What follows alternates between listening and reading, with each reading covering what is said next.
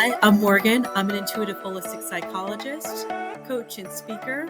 And I'm also a business owner and own my own private practice in the Washington, D.C. area called Journey CBT Counseling.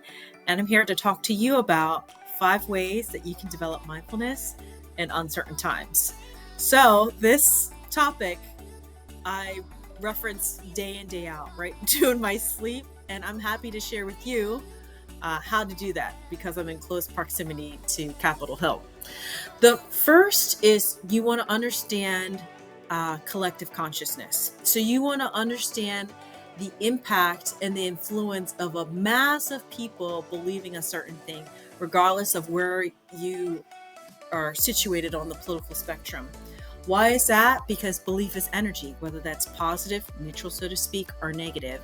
And more people believing something creates a stronger energy. A lot of times people mistake that charge or that stronger energy for truth, but that's not necessarily so.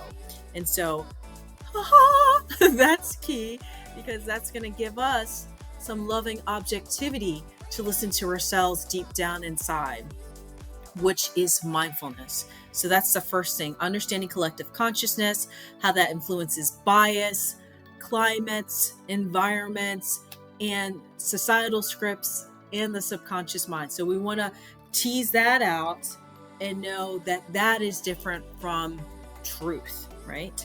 So the second thing is you want to stick to the truth in your own heart. You want to stick to the truth.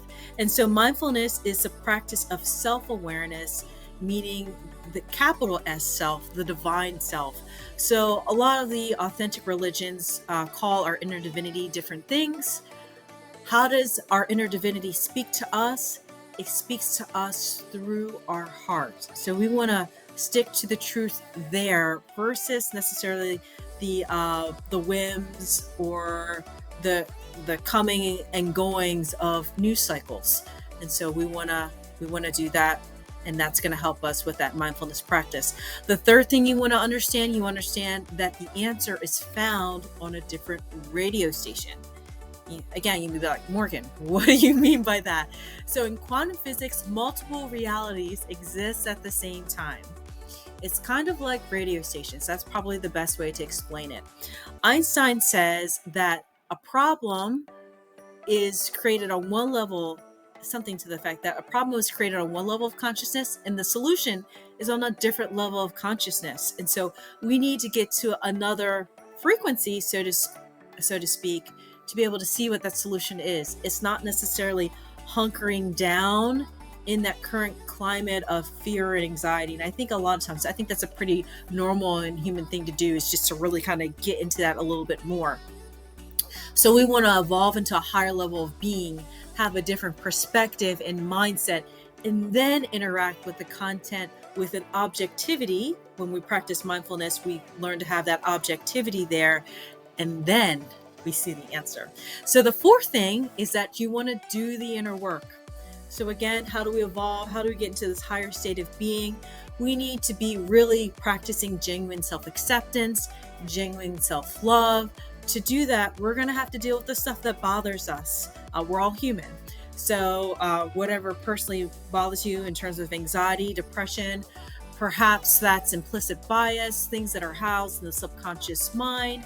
We want to deal with the stuff that's on top, triggers, things in your conscious awareness, create safety there, and then content can start to, from your subconscious mind, can start to come to the surface. So we want to be aware that we are dissolving the beliefs that keep us from becoming who we truly are deep down inside and walking that authenticity. That inner work goes hand in hand, is going to help you become more mindful, and also you're going to feel more human in it. You're going to have more of a sense of belonging and oneness. It's nothing but good, even though sometimes it's going to feel a little crazy. Okay, so the fifth thing that you want to do is you want to create the today and tomorrow that you see in your mind's eye. What does that today or tomorrow look like? Is that a more peaceful place? I think so. Is it a more happy place? Do people understand each other? In that place, in that society, what role do you play? How does it feel when you're playing that role? What things are you doing? So those things that you see, even though it could be a starting point, you want to start to live now. A lot of us put those things, tuck those things away, and we decide to pick up another skill set because we're living someone else's dream for us, whether that's what our parents have told us to do, society has told us to do. It's not that we're bad people, but oftentimes people put down what they are, lay down what they really want to do, um, for what they perceive as safe.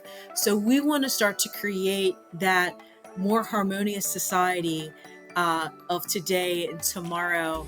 And we want to start with you. And as you walk towards your true purpose, you're going to feel more flow and more ease. And you're going to get a yes. You're going to get a signal that this is the direction that you want to walk. And that is going to lead to you being more aware of who you are deep down inside, which is that mindfulness practice.